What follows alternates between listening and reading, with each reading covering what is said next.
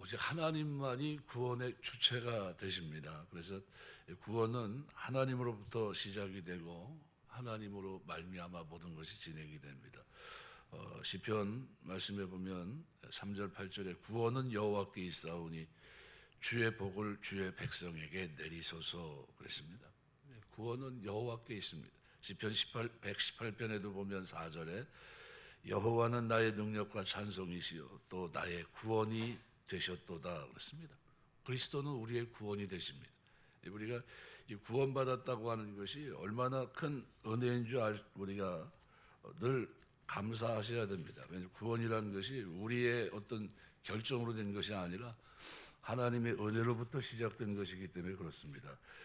디도서 말씀에 보면 3장 4절 5절에 보면 이렇게 표현합니다. 우리 구주 하나님의 자비와 사람 사랑하심이 나타날 때 우리를 구원하시되 우리가 행한 바 의로운 행위로 말미암지 아니하고 오직 그의 긍휼하심을 따라 중생의 씻음과 성령의 새롭게 하심으로 하셨나니 그랬습니다.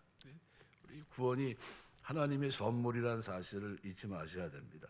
오늘 본문을 보시면 방주에서 나오는 노아의 모습을 이렇게 쭉 보게 되는데요. 16절에 보면 너는 내 아내와 내 아들들과 내 자부들로 더불어 방주에서 나오고 그랬습니다. 방주를 만들게 하셨고 들어가게 명하신 하나님께서 이제 방주에서 나오라고 하십니다. 1년이 넘는 방주 생활, 뚜껑을 제치고 보았을 때 지면에 물이 없어졌습니다. 얼마나 보고 싶은 충동이 있었겠습니까? 그런데 노아는 하나님이 나오라고 말씀하시기 전까지는 움직이지 않았어요. 자신의 경험이나 지식에 의존하지 않고 오직 하나님의 말씀에 따라 행동하는 노아의 모습을 볼 수 있습니다. 하나님께서 말씀하실 때까지 결단코 행동을 취하지 않는 노아의 인내 모습이 우리가 본받아야 될 모습이 아닌가 생각이 됩니다. 여호수아 9장 14절 한번 찾아보겠습니다. 여호수아 9장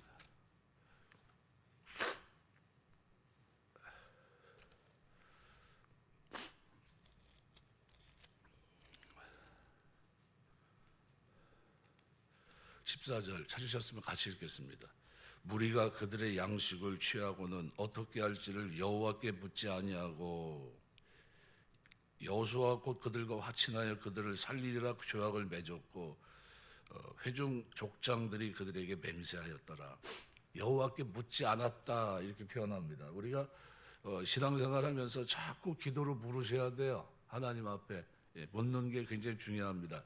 이 기브온 사람들이 위장하고 여호수아에게 찾아와 화친을 구할 때 여호와께 묻지 않았습니다. 왜 이것이 잘못입니까? 그들을 가나안 칠족속을 멸하라고 했거든요. 그러니까 이거는 뭐 반드시 어떻게 해요? 멸했어야 됩니다. 근데 그러질 않고 여호와께 묻질 않았어요. 물었으면 어떻게 했을까요? 물었으면 속지 말라고 어떻게 정신 차리라고 그랬을 것 같아요. 내가 너희에게 명한 것이 있지 않느냐? 왜 준행하지 않느냐 그랬을 겁니다. 마치 이것은 하나님의 뜻을 알면서도 저버린 것과 똑같습니다. 디모데후서 3장 4절에 보면 말세에는 사람들의 마음이 조급하다, 급하다 이런 의미가 있을 수 있는데요. 사람의 마음이 조급하다 보니까 여호와의 말씀이 무엇을 말씀하고 있는지, 하나님의 뜻이 뭔지 이런 것을 잘 알지 못하고 하나님께서 어떻게 응답하실지 기다리지도 못하고 자신의 일을 다 결정하고 그렇게 살아가는 그 시대를 말하고 있는 것이 아닌가 이렇게 생각이 됩니다.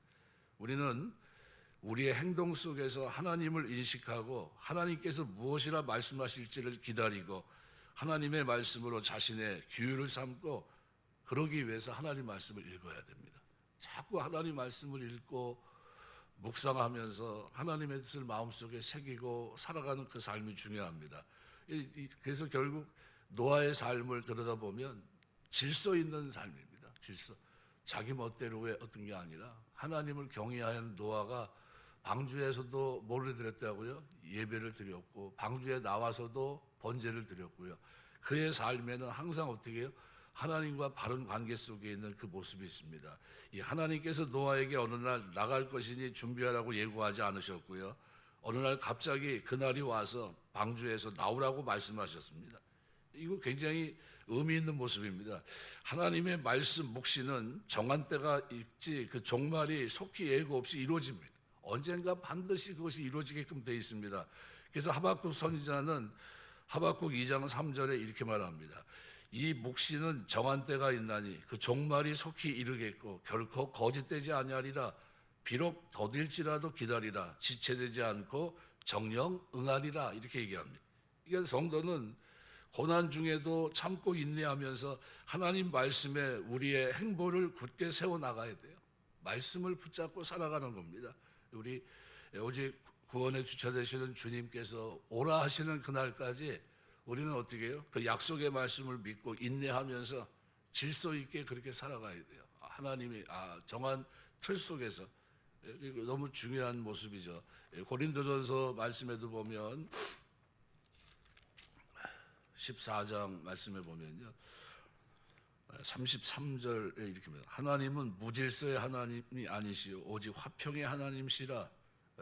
하나님은 무질서의 하나님이 아니다라고 분명히 말씀하고 있고요. 또 40절에도 보면 모든 것을 품위 있게 하고 질서 있게 하라 이렇게 얘기합니다. 이 성도에게 질서 있는 삶은 뭡니까? 말씀을 붙잡고 살아가는 삶입니다. 이 삶을 우리가 잊어서는 안 됩니다. 두 번째로 오늘 본문에 노아의 제사에 대해서 쭉 설명하고 있는데요. 노아의 제사에 대해서 노아가 땅에 발을 내딛고 제일 먼저 한 것이 하나님께 번제를 드리기 위해 제단을 쌓은 겁니다. 이 번제를 드렸다. 인생에 있어서 가장 중요한 부분은 하나님과 바른 관계가 맺어지는 겁니다. 바른 설정이 되는 거죠. 시편 127편 1절 말씀에 보면 하나님이 도와주지 않으면 우리 아무것도 아닙니다. 그죠? 사람이 뭘 세워도 여호와께서 함께 하시면 그 모든 것이 헛됩니다. 깨어 있음이 헛됩니다. 하나님 지켜주지 않으면 모든 것이 헛되다는 겁니다. 시편 33편 8절에 보면 온 땅은 여호와를 두려워하며 세상의 모든 것들 그것을 만든 만물들은 그를 경외할지어다 그랬습니다. 모든 만물들은 하나님을 경외하는 것이 맞다는 겁니다. 이 하나님과의 바른 관계, 노아의 제사는 모든 인류가 다 죽는 가운데 구원받은 것이 오직 하나님의 은혜인 것을 깨닫고 하나님의 은혜에 감사하는 제사인 동시에 이제 앞으로 하나님만 영화롭게 하겠다고 하는 서원의 표시이기도 합니다. 그래서 20절에 보면 뭐라고 표현하고 있냐면 노아가 여호와께 제단을 쌓고 여호와를 위하여 제단을 쌓은 겁니다. 여호와를 위하여 단을 쌓았다고 분명히 말합니다. 노아의 제사는 또한 예수 그리스도의 제사의 모형이고 상징입니다. 왜냐하면 피 흘리는 제사이기 때문에 그렇습니다. 히브리서 9장 11절 12절 오직 자기 피로 영원한 속죄를 이루사 단번에 성소에 들어가셨느니라 그랬습니다. 그러니까 하나님께서는 그 노아의 번제를 받으시고 언약하십니다. 그래서 21절에 보면 이렇게 표현해요. 여호와께서 그 향기를 받으시고 그 중심에 이르시되 내가 다시는 사람으로 말미암아 땅을 저주하지 아니하리니 이는 사람의 마음이 계획하는 바가 어려서부터 악함이라. 저주하지 않겠다. 예수 그리스도의 십자가 제물로 인해서 다시는 사람을 저주하지 않겠다라는 약속이에요. 이거 예수님의 십자가는 너무나도 우리에게 귀한 겁니다. 그래서 누구든지 그리스도를 믿으면 구원을 받습니다. 어려서부터 악한 성품을 가지고 태어나는 것이 인간입니다. 이것이 본성이에요. 이거 원죄입니다. 그래서 인간의 본성이 원죄로 말미암아 악한 겨냥을 띠고서 태어나는 그 이상 하나님께서는 인간을 저주하고 땅을 저주하기보다는 한 가지 길을 예비하십니다. 그것이 바로 당신의 아들 예수 그리스도를 우리 대신 저주받게 하시는 거예요. 그래서 갈라디아서 3장 13절에 보면 이렇게 말합니다. 그리스도께서 우리를 위해 저주를 받은 바 되사 율법의 저주에서 우리를 속량하셨으니 기록된 바 나무에 달린 자마다 저주 아래 있는 자라 하였습니다. 우리 주님께서 우리를 위해 하신 게 뭡니까? 대신 저주 받으신 거예요. 인류가 하나님 앞에 저주를 받을 수밖에 없는 노아의 제사를 완성하신 겁니다. 노아의 제사. 다시는 저주하지 않을 것이다. 우리가 저주를 받아야 될 그 저주를 누가요? 주님이 받으신 거예요. 십자가에서. 아주 그 십자가 형벌을 가만히 보세요. 너무나도 잔인하고 너무나도 가슴 아프지 않습니까? 그것이 우리가 당해야 될 저주의 십자가인데 그런데 그것을 주님께서 당하셨습니다. 이 우리의 형벌을 대신 받게 하심으로 우리가 하나님과 화목하게 하신 겁니다. 그래서 로마서 3장 25절 26절 한번 찾아볼까요? 네. 로마서 3장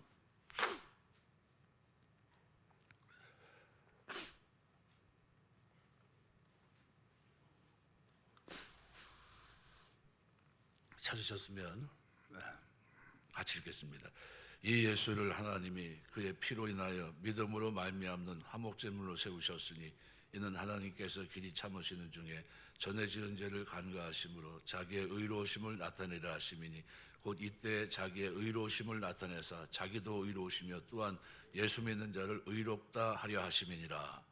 너무나도 큰 은혜를 우리에게 주셨어요. 그러니까 우리가 예수 믿고 구원받은 것은 이건 축복입니다.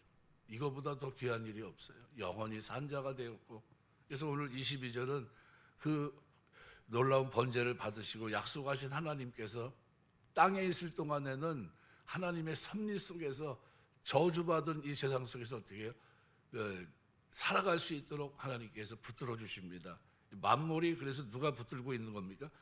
하나님이 붙들고 계신 거예요. 말씀으로 창조하신 그분이 붙잡고 계신 겁니다. 저주가 임하지 않도록. 그래서 땅이 있을 동안에는 심음과 거둠과 추위와 더위와 여름과 겨울과 낮과 밤이 쉬지 아니하리라. 언제까지나 계속해서 영원히 있지 않고 불언간에 땅이 있을 동안이란 말은 지구는 다 없어지고 새하늘과 새 땅이 있을 것이라는 말씀입니다. 마태복음 24장 말씀에 보면 우리 주님 이 땅에 오셔서 마지막 이제 설명을 하시면서 예수께서 감람산에서 앉으시면서 제자들이 조용히 와서 물어봅니다. 우리에게 이르소서 어느 때 이런 일이 일어나겠습니까? 주의 임하심과 세상 끝에는 무슨 징조가 있겠습니까? 이렇게 질문합니다. 그때 마태복음 24장 27절부터 보시면요 이렇게 말합니다. 27절부터 31절 번개가 동편에서 나서 서쪽까지 번쩍임같이 인자의 임함도 그러하리라. 죽음이 있는 곳에 독수리들이 모일 것이니라. 그날 환난 후에 즉시 해가 어두워지며 달이 빛을 내지 아니하며 별들이 하늘에서 떨어지며 하늘의 권능들이 흔들리리라. 그때 인자의 징조가 하늘에서 보이겠고 이 땅의 모든 족속들이 통곡하며 그들의 인자가 구름을 타고 능력과 큰 영광으로 오는 것을 보리라. 그가 큰 나팔 소리와 함께 천사들을 보내리니 그들이 그의 택하신 자들을 하늘 이 끝에서 저 끝까지 사방에서 모으리라 그랬습니다. 이걸 약속하신 거예요. 이 말씀을 주님이 십자가 지시기 전에 이미 말씀하신 내용입니다. 그럼 뭐죠? 이거는 마지막 때의 모습을 정확하게 말씀해 주신 겁니다. 이런 일이 진행이 될 거라는 거죠. 그래서 이 땅에 있을 동안 이것이 있습니다. 그러니까 하나님의 섭리가 함께할 거다라는 거예요. 심음, 거둠, 여름, 겨울, 밤낮 이 반복을 통해서 이 땅을 하나님이 섭리하고 계심을 우리가 볼 수 있어야 됩니다. 이 땅이 있을 동안이라는 말씀에는 주님의 재림을 기다리고 믿음으로 인내하고 견고하게 신앙생활하라는 계시가 그 속에 포함되어 있습니다. 그래서 야고보는 권면하면서 야고보서 5장 7절 8절을 통해 이렇게 말합니다. 그러므로 형제들아 주의 강림하시기까지 길이 참으라. 보라 농부가 땅에서 나는 귀한 열매를 바라보고 길이 참아 이른 비와 늦은 비를 기다리나니 너희도 길이 참고 마음을 굳게 하라. 주의 강림이 가까우니라. 이렇게 얘기해요. 땅에 사는 동안 계절의 변화 속에서도 하나님의 섭리를 바라보면서 믿음으로 인내하고 주의 강림을 기다리면서 살아가야 된다는 사실을 우리에게 말씀하고 있는 겁니다. 그럼 우리가 신앙생활하면서 하나님 말씀을 붙잡고 이 계절의 변화를 쭉 보면서 주님 언제 오실지 우리는 정확하게 봄이 오실지 여름이 오실지 가을에 오실지 겨울에 오실지 우리는 잘 모릅니다. 분명한 것은 우리가 하나님의 섭리가 지금도 이 땅에 이루어지고 있고 땅이 있을 동안 그죠? 이것이 영원하지 않다는 것을 우리가 알고 있다면 그 약속을 바라보고 있어요. 새하늘과 새 땅을. 그럼 어떻게 바라봐야 됩니까? 믿음으로 인내하면서 주의 강림을 바라보며 살아가야 된다는 거예요. 우리가 이것이 올바른 삶의 자세라고 하는 것을 분명히 보여주고 있습니다. 그래서 히브리서 1장 베드로 후서에도 물론 말씀이 되겠지만요. 히브리서의 말씀에 보면 1장 3절 이렇게 말합니다. 이는 하나님의 영광의 광채시여 그 본체의 형상이시라. 그의 능력의 말씀으로 만물을 붙드시고 죄를 정결하게 하는 일을 하시고 높은 곳에 계신 지극히 크신 이의 우편에 앉으셨느니라.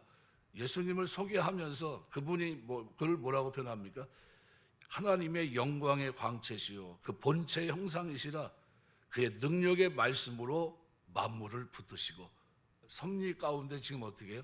이 땅에 있을 동안에는 이 말씀을 지금 어떻게 해요? 붙들고 계신 거예요.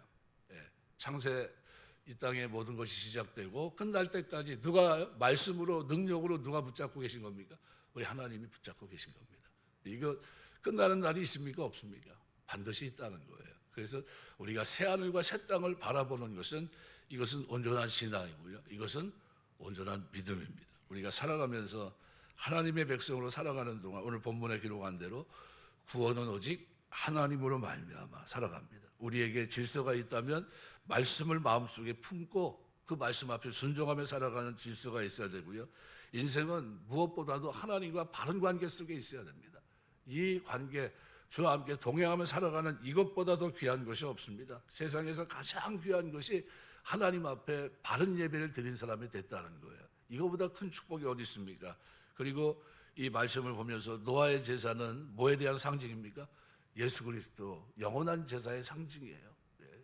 전혀 저주 가운데 있던 이 모든 사람들이 벗어날 길이 없는데 하나님이 그것을 어떻게 완전한 저주에서 벗어날 수 있도록 그리스도께서 대신 저주를 받게 하신 놀라운 축복입니다.